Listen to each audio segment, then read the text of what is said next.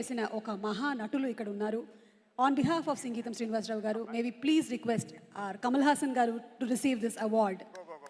Kamal Haasan garu and సంగీతం శ్రీనివాస్ గారి కాంబినేషన్లో వచ్చినటువంటి సినిమాలు మనందరికీ ఎప్పటికీ ఎప్పటికీ ఎప్పటికీ చిరస్మరణీయమే. ఒక కామరాజు, విచిత్ర సోదరులు, పుష్పక విమానం, ఇలా చెప్పుకుంటూ పోతే మన సంగీతం శ్రీనివాసరావు గారి దర్శకత్వ ప్రతిభకి, అలాగే కమల్ హాసన్ గారి నటన ప్రతిభకి సరిజోడి అనిపించే చిత్రాలు ఎన్నో వచ్చాయి.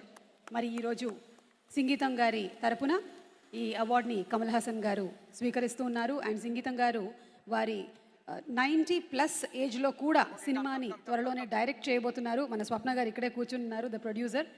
So thank you so much Kamal Haasan garu for receiving this award. And before we move ahead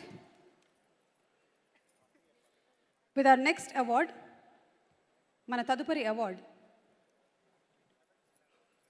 Nagireddy Chakrapani గారి పేర్ల మీద స్థాపించినటువంటి అవార్డ్.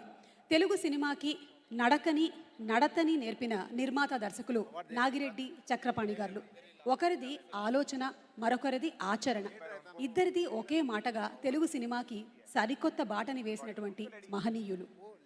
షావుకారు, పాతాల భైరవి, మిస్సమ్మ, మాయా బజార్, గులేబ కావలి కథ, ఇటువంటి ఎన్నో అద్భుతమైన ఆనిముత్యాల్ని అందించిన నాగిరెడ్డి చక్రపాణి గార్ల కీర్తి తెలుగు సినిమా ఉన్నంత వరకు చిరస్థాయిగా ఉంటుంది.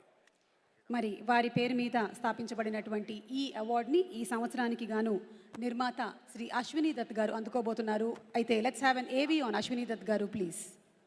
తెలుగు చలనచిత్ర చరిత్రలో విజయ అనే పదానికి అసలైన అర్థాన్ని నేర్పిన వారు బి నాగిరెడ్డి అండ్ చక్రపాణి గారు.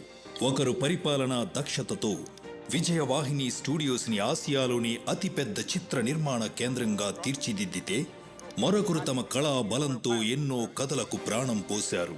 వారి పేరును నెలకొల్పిన నాగిరెడ్డి చక్రపాణి ఫిలిం అవార్డ్ అనేది కేవలం ఒక పురస్కారం మాత్రమే కాదు. ఇది నిర్మాణ రంగంలో అగ్రగామిగా నిలిచిన వారికి మాత్రమే ఇచ్చే ఒక అరుదైన ముద్ర.